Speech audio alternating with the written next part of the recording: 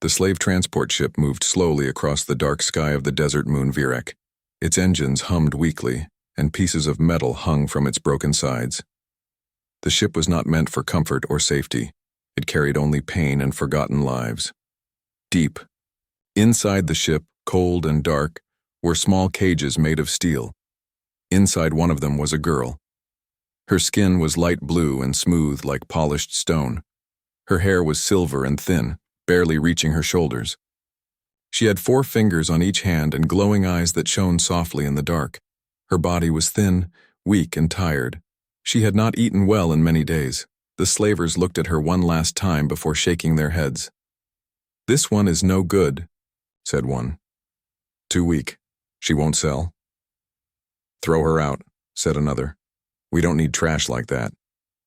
They opened her cage. She didn't fight. She didn't even speak. She had no strength left. She had no hope left either. With a loud hiss, the airlock opened. Cold wind rushed in. The desert was just below them, hot, dry, and full of sharp rocks and dust. The slavers pushed the girl out like garbage. She fell, slowly at first, then faster through the thin air, her small body spinning toward the surface. She hit the ground, with a dull thud. Dust and ash rose around her like a soft cloud. Then everything was quiet. Far away on the edge of the wreck fields, a man watched through a pair of old binoculars. He sat on top of a metal platform built above a broken shuttle. His name was Elias Tren. He was a salvager living alone on the harsh moon. Once he had been a soldier, but the war was over, and he had nothing left except scrap metal, old tools, and silence. Elias had seen the slave ship come in low. That was strange. Slave ships didn't land here. Virek was not important. There were no people here, just sand, wrecks and machines from long-forgotten wars. He watched as something fell from the ship and landed near the ridge. "Cargo," he muttered to himself. "Or something else?" Elias was not curious by nature, but something about the way the object fell, it didn't tumble like junk. It was softer, lighter. He picked up his jacket, grabbed a light pack, and started walking toward the place where the dust still floated. The walk was slow. Virek's air was thin, and the ground was rough. Sharp stones poked through his boots. But Elias kept moving. After 20 minutes, he reached the place. He looked down and frowned. It was a girl. Small, blue skin, thin as paper. Her legs were bent oddly, and she wasn't moving. For a moment, Elias thought she was already gone. Then, her eyes blinked. Just once. Elias dropped to one knee. "Hey," he said softly. "You alive?" The girl didn't answer, but her eyes opened a little more. She looked scared. She tried to move, but her body failed her. Elias pulled out a water bottle. "Here, try this." She didn't take it. She only stared at him, like she didn't know what water was, like she didn't know what kindness looked like. Elias sighed. "Guess it's up to me." He gently lifted her into his arms. She was light. Too light, like a child made of feathers and bones. She didn't resist. She didn't even speak. Back at Elias's shelter, the lights buzzed softly. Machines hummed. A small heater blew warm air across the room. It was not much, but it was safe. Elias placed the girl on a padded bed made from old shuttle seats. He gave her clean water again, this time with a soft straw. Slowly, she drank. "Good," he said. "That's better." He found an old blanket and wrapped it around her. She flinched at first, but then relaxed. Her eyes stayed on him, glowing like tiny moons. "You're not human," Elias said, "but you're not just some alien animal either. You understand me, don't you?" The girl didn't speak, but her eyes blinked once, slowly. Elias sat down on a stool nearby. "I don't know who you are or what they did to you, but you're safe now. I won't hurt you." For hours the girl lay still. Elias worked nearby, cleaning old tools and scanning radio signals. Outside, the wind blew over the wrecks and rocks, but inside it was quiet. Later that night, the girl sat up slowly. Her hands trembled. She looked around the room and then at Elias. He noticed. "You hungry?" She nodded. "Just once." Elias smiled. "That's progress." He gave her soft food, warm broth, and small pieces of bread. She ate slowly, like she was not sure if it was real, like it might be taken away at any moment. When she finished, Elias asked, "What's your name?" The girl looked down. She touched her chest gently with one hand and whispered something, soft and broken. Elias couldn't understand the word. "Can I call you something?" he asked. "How about Sira?" The girl looked up at him. After a moment, she gave the smallest of nods. "Sira it is," Elias said. "Nice to meet you." That night, Sira slept deeply. She didn't dream. She hadn't dreamed in a long time. But she felt warm. She felt safe. Elias sat nearby, watching the night sky through a dusty window. He didn't know where she came from. He didn't know why she was thrown away like garbage. But he knew one thing clearly. She was not worthless. Someone had tried to throw her away, but he had found her. And he wasn't going to let her be forgotten, not now, not ever. Morning came slowly on the desert moon of Viewerk. The weak sunlight passed through gray clouds and thin air. Outside, the wind moved sand and ash across the metal remains of old battles. Inside Elias's shelter, the girl with glowing eyes opened them again. She was still alive. She sat up slowly, the blanket wrapped around her like a shield. She looked around the room. Metal walls, old tools, broken machines stacked on shelves. The sound of boiling water came from a corner. Elias stood near a stove, pouring hot liquid into 2 metal cups. He turned when he heard her move. "Morning," he said with a small smile. "You slept well." The girl nodded once. Her silver hair was still messy, and her hands trembled slightly, but she looked stronger than the night before. "I made tea. Not sure if your kind likes it," Elias said, walking over and offering her a cup. She stared at it for a moment, then carefully took it. Her fingers were small and a little shaky. She brought the cup to her mouth and sipped slowly. The warmth surprised her, but she didn't stop. Elias sat on the other side of the small room. He watched her quietly. "You didn't say anything yesterday," he said. "I guess you understand me, though." The girl looked at him. Her glowing eyes were calm but curious. "I called you Sira. Do you remember?" he asked. She nodded. "You got another name?" She opened her mouth slightly, then closed it. After a moment, she spoke a single word, soft and strange, not from any human language. "Shiri. 17, she said. Elias raised his eyebrows. "Shiri. 17? That sounds like a number, not a name." The girl looked down. Elias leaned forward. "Did they call you that? The people who threw you out?" She nodded again. Slowly. Her hands tightened around the cup. Elias frowned. "Figures, to them you were just a thing, a product." He leaned back. "Well, I like Sira better. You're not a number. You're a person." The girl, Sira, looked at him again.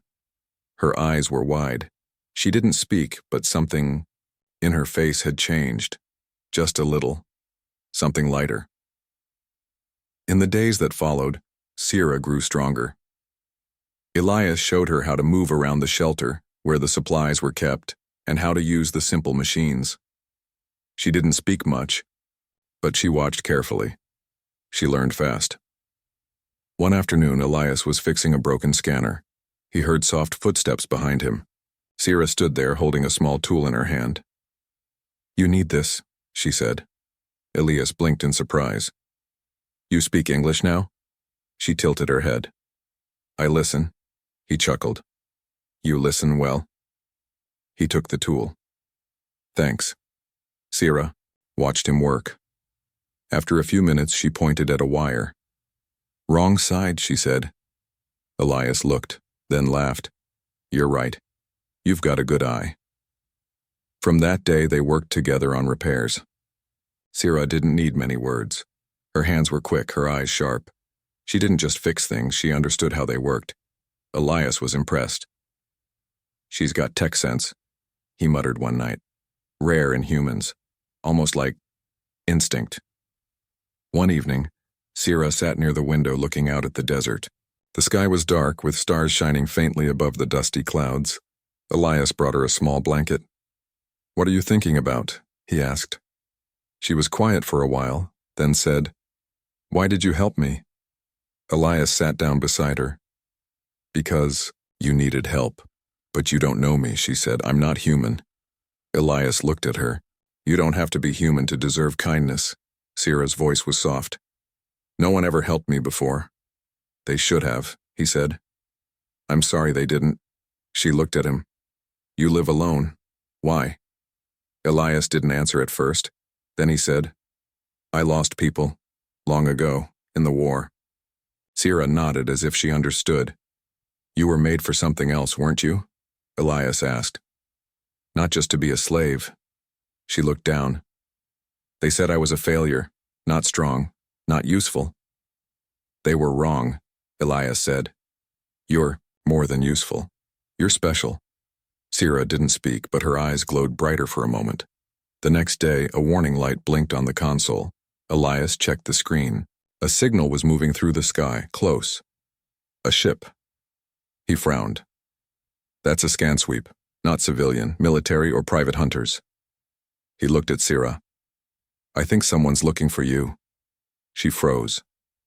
"Them? Maybe. Or someone like them," Elias said. "But they're searching slow. They don't know where to look yet." Sira looked afraid. "They'll find me." "Not if I have anything to say about it," Elias said. He stood and started packing gear. Sira stood too. "You'll send me away?" Elias turned to her, surprised. "No, never." "Then what?" "We prepare," he said. "If they come here, we hide. If they find us, we run." Sira's voice trembled. "I don't want to be taken again." "You won't," Elias said firmly. "I promise." He handed her a small tool. "Come on, we've got work to do." That night, Sira couldn't sleep. She stood by the window again, watching the stars.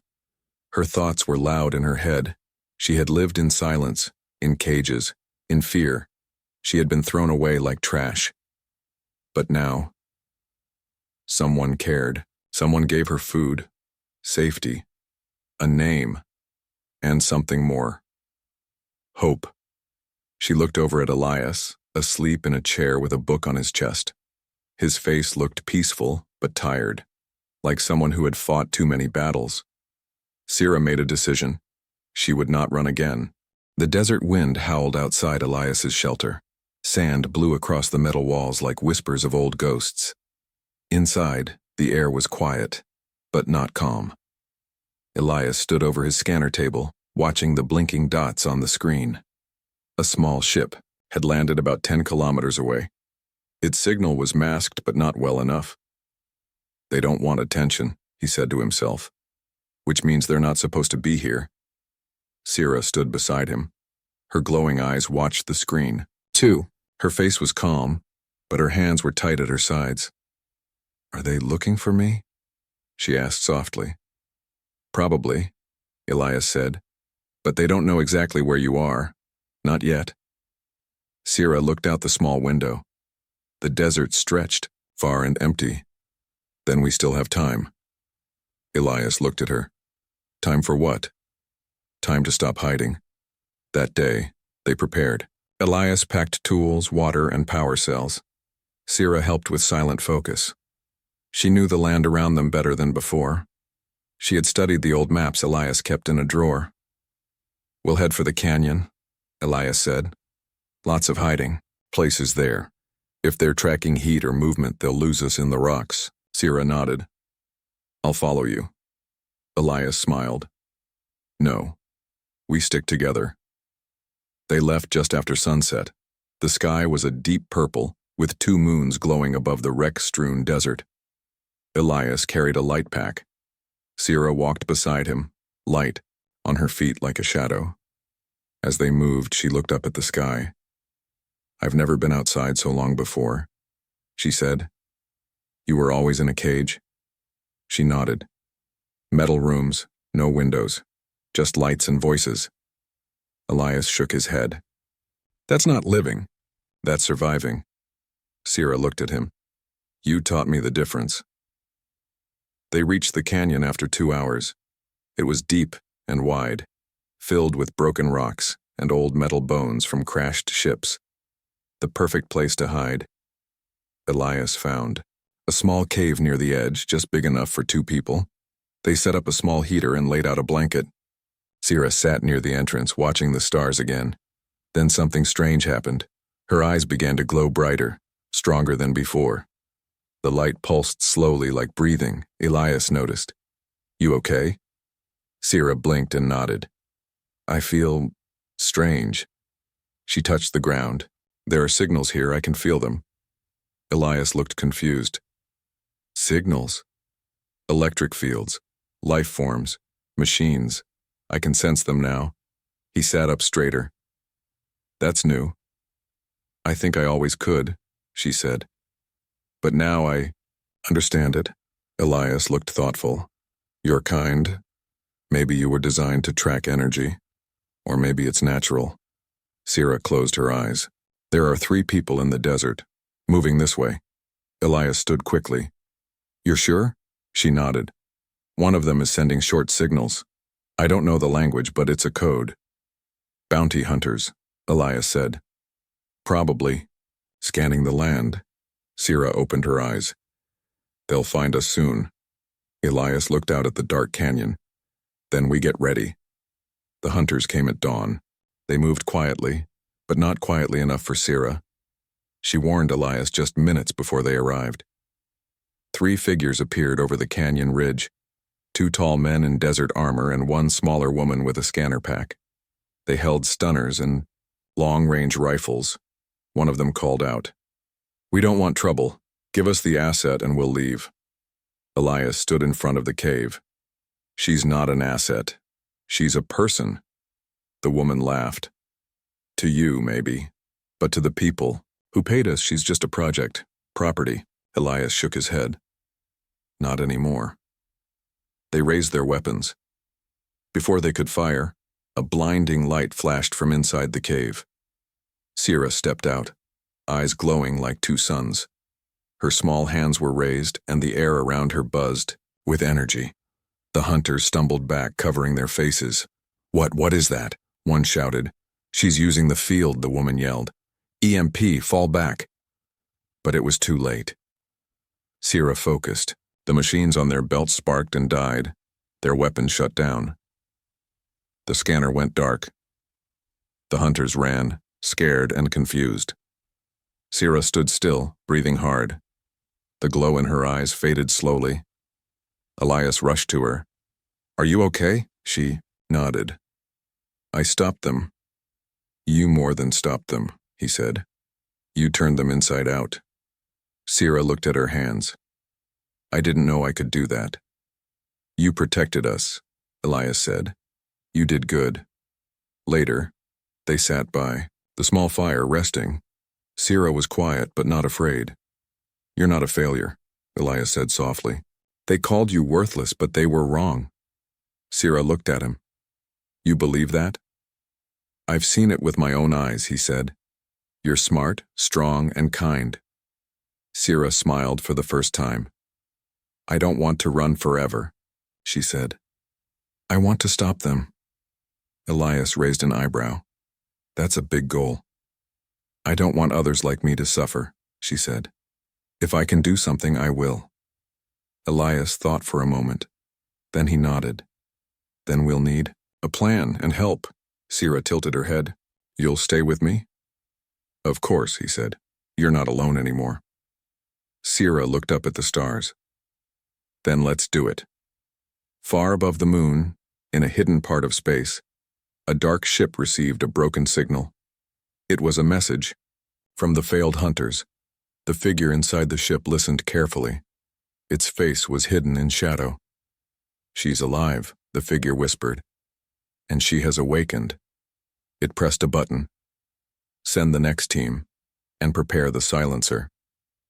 Below, on the desert moon, two lights glowed in the cave like twin stars, but they were not stars. They were eyes that refused to be shut ever again. The canyon was quiet again. After the bounty hunters fled, Elias and Sira stayed hidden. The desert wind passed over the rocks and dust floated in the air like golden fog. But underneath that calm, both of them knew something had changed. They were no longer hiding just to survive. Now they had a reason to fight. In the early morning light, Elias packed the last of the supplies into an old hover cart. It was rusty, with dents and cracks, but Sira had repaired the engine with parts from an old drone. Now it hummed softly, ready for the road. We need to leave the canyon, Elias said. If they sent hunters once, they'll do it again.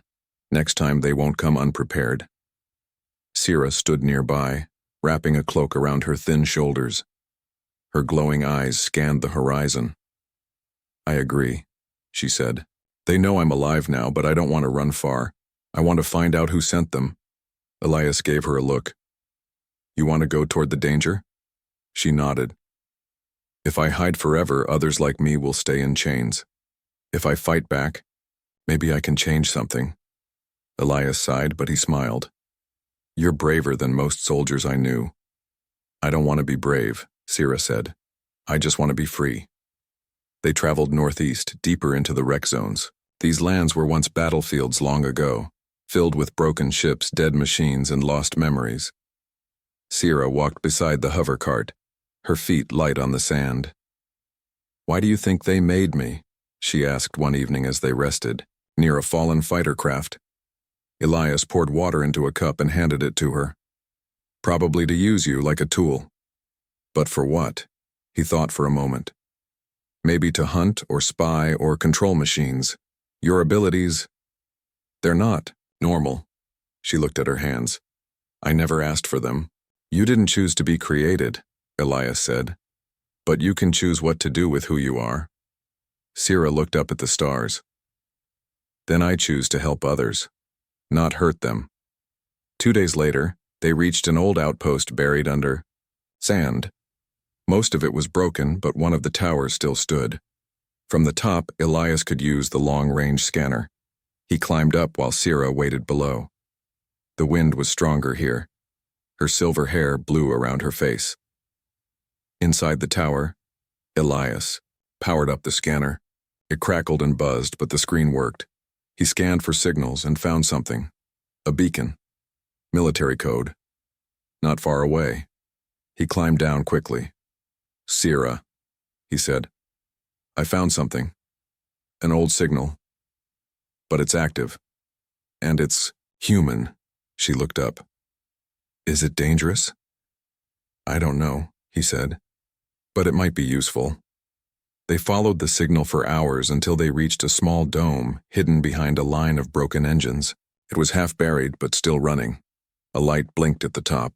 Sira stepped forward and touched the door. Her eyes flickered, and the system responded. You're opening it? Elias asked. She nodded. The machine trusts me. The door hissed open. Inside it was dark but warm. Screens lit up as they entered. Then a voice spoke. Unit 17 detected. Welcome back. Sira froze. Elias reached for his old pistol.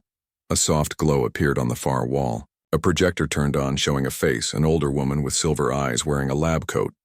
Playback initiated, the voice said. The woman in the image spoke. If you're seeing this, Unit 17 has returned. I don't know what condition she is in, but I made this message in case she ever escaped. Sira stepped closer. The woman continued. My name is Dr. Mari Velin. I helped create the Ziri line. I regret it every day. We made them strong, smart, and sensitive to energy fields. But the others, the directors, they saw them only as tools. She paused, eyes filled with sadness. I tried to protect Unit 17, but I failed. I left this outpost with data, secrets, something that could help her live free. If you're her, Please forgive me, and use what I left. The recording ended.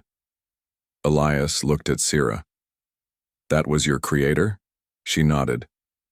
She called me a person, not a project. She tried to help you. Yes, Sira said quietly. But someone stopped her. In the center of the dome, they found a locked case. Sira touched it and it opened. Inside were two things, a memory chip and a small metal badge with a strange symbol, two hands holding a light. What's this? Elias asked. Sira held the badge. Hope, she said. That's what she called me once. Elias picked up the chip.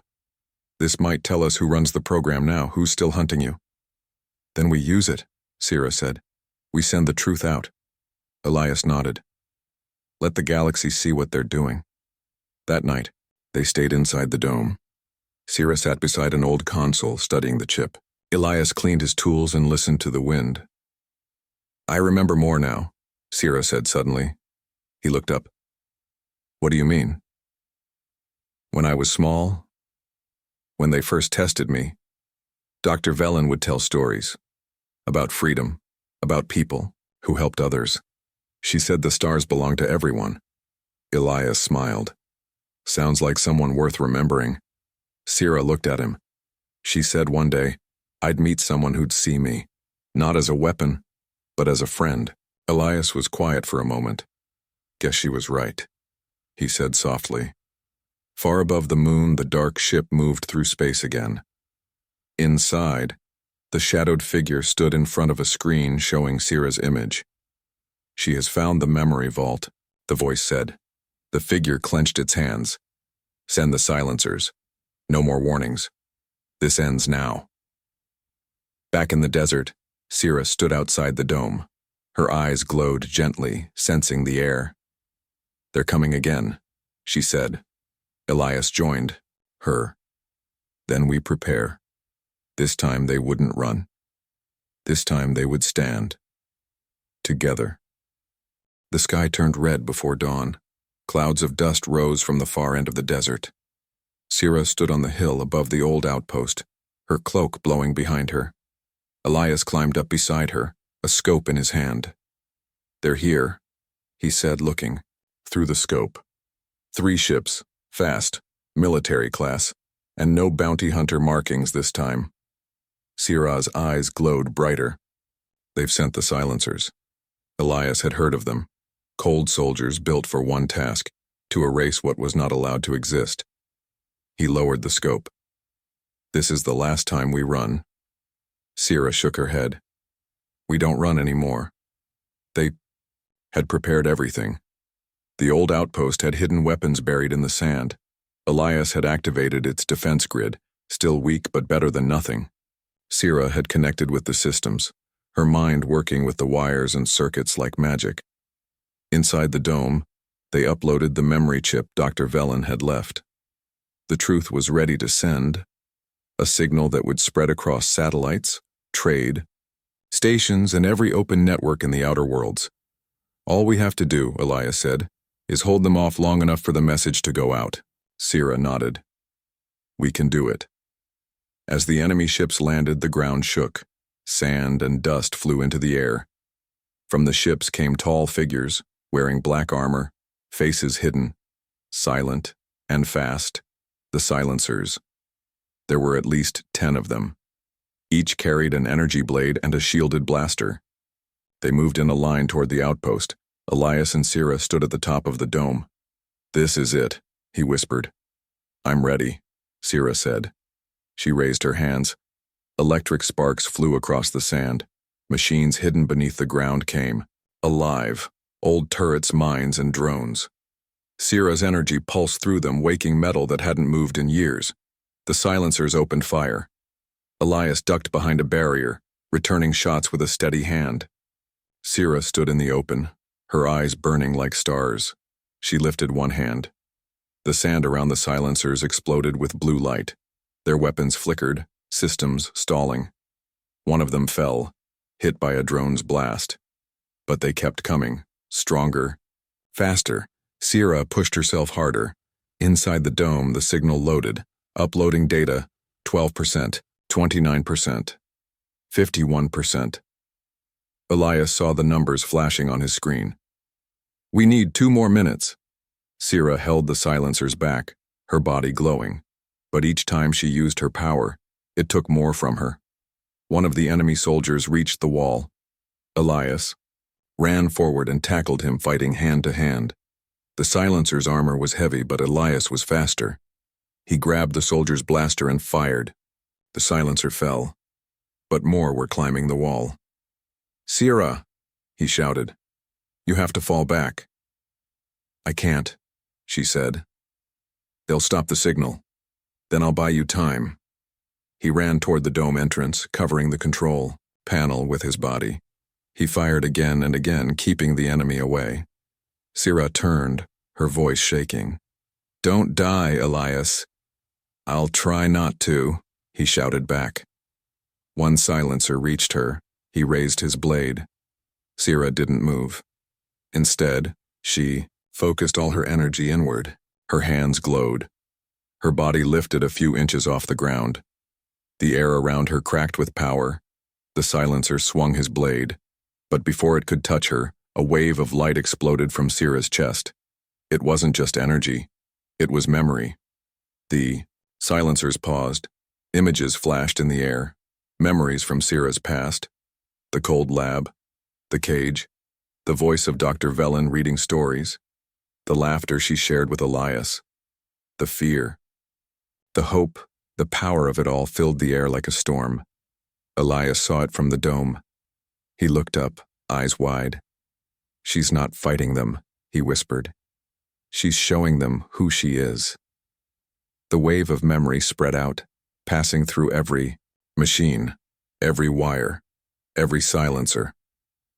Some of the silencers froze, their systems overloaded. Others stepped back, confused. 2 of them took off their helmets. Their eyes were human. Not all of them were machines. One of them, tall, with gray eyes, lowered his weapon. He looked at Sira. You're not a threat, he said softly. You're alive. Sira landed gently, her feet touching the sand. Yes, she said. I'm alive. Just like you. Inside the dome, the screen flashed. Upload complete. The message had gone out. The truth was now free. Across the galaxy, the story of Unit 17 would spread. A girl built for control, who chose freedom. A light in the dark. The battle was over. Some silencers left in silence. Others stayed behind, confused and changed. None dared raise a weapon again. Elias walked over to Sira. Her glow had dimmed. She looked tired, but peaceful. You did it, he said. No, she replied. We did it. That night the desert was quiet. Stars filled the sky. Elias and Sira sat outside the dome side by side. What will you do now? Elias asked. Sira thought for a long time. I'll help others. There are more like me. If I can free even one, it will be worth it, Elias nodded. I'll go with you. She looked at him. Even if it's dangerous? He smiled. Especially if it is. Months later, across the trade networks, people spoke of a girl with glowing eyes who stopped machines with a glance. They called her the Light of the Wastes. Some said she was just a myth, but others had seen her, with their own eyes. A girl once. Left behind as useless, now leading others into the stars. Got them.